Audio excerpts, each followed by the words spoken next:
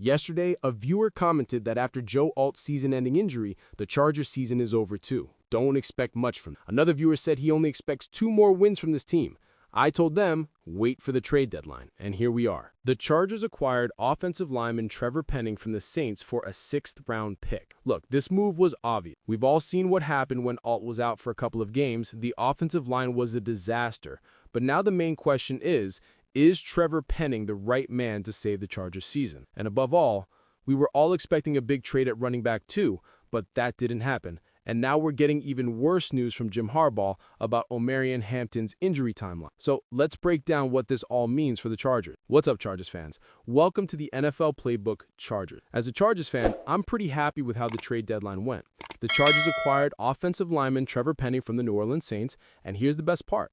They only gave up a 2027 6th-round pick. That's a pick that's 18 months away. Now, you have to understand the situation the Chargers were in heading into this deadline. They currently only have 5 picks in the 2026 NFL Draft.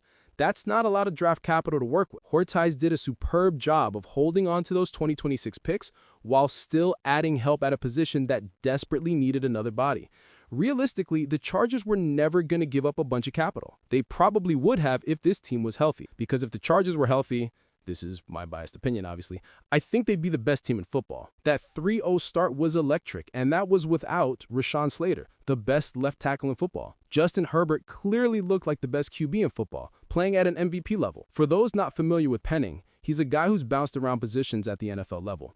He started off as a left tackle, then moved to right tackle, and this past offseason during training camp, he competed to be a starting guard, which he won before getting injured. So this is a player who, at the very least, has played time as an NFL starter. The reason Penning ended up being so cheap is because he's on an expiring contract. The Saints didn't pick up that final year of his rookie deal, which sends him into free agency. So the Chargers were able to get him for just a 6th-round pick. And here's the reality. The offensive line has been decimated. The Chargers are literally down to their 6th-string running back right now, and the O-line has been the biggest concern. Herbert has still played well. He's still top 5 in passing yards, but the offensive line is why the Chargers had to do something. The problem for the Chargers is not the inside of the O-line. It's not the interior. They've got Mekhi Becton, Zion Johnson, and Bradley Bozeman. You guys know how I feel about them if you watch my videos, but it's okay.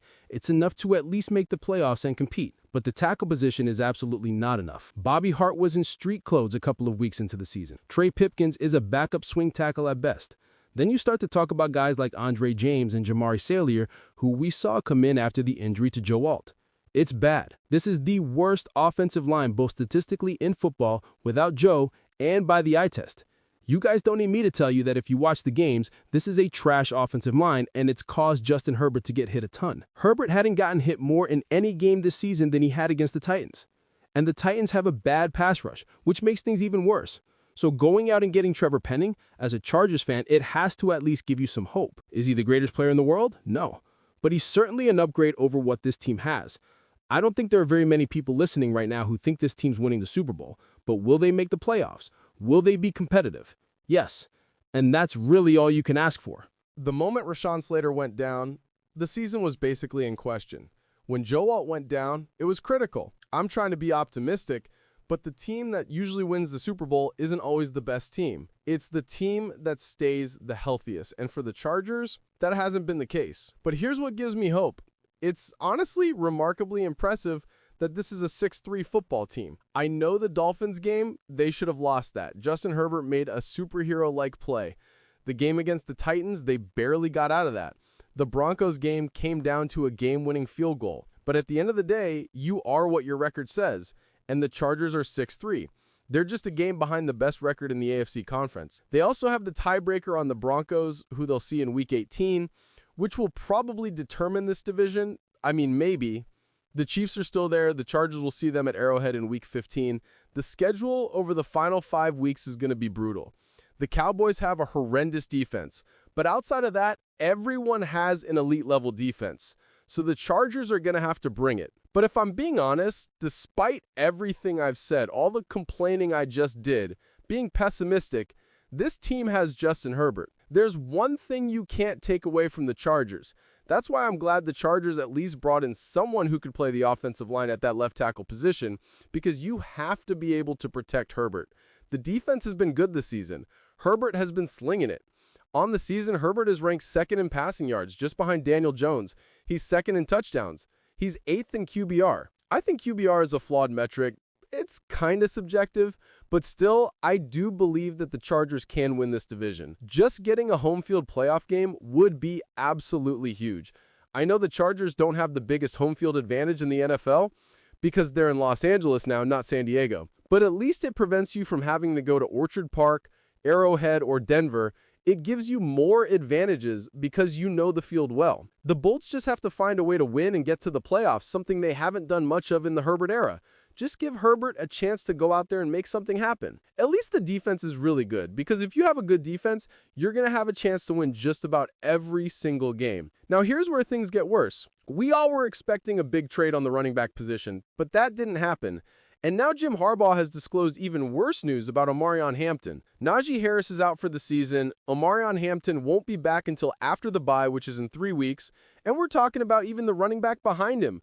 We just saw another Chargers back go down with an injury and be placed on IR. The Chargers are literally down to their 6th-string running back. This team has not run the ball well. They ran extremely well against the Vikings, but it was non-existent against the Colts because they fell behind early. Against the Titans, Herbert was the run game. The Dolphins game was awesome. Vidal had 124 yards, and then that was kind of it. Hampton had a massive run against the Giants, but there hasn't been any consistency. When you can't block, you can't run the ball. You look at the teams in the NFL that run the ball the best. They win up front and are able to put the ball on the ground even when teams are expecting run. But for the Chargers, they can't run the ball, and then it sets them up in 3rd and longs. They eventually just become a drop-back passing team, which they can get away with in a sense because of Herbert.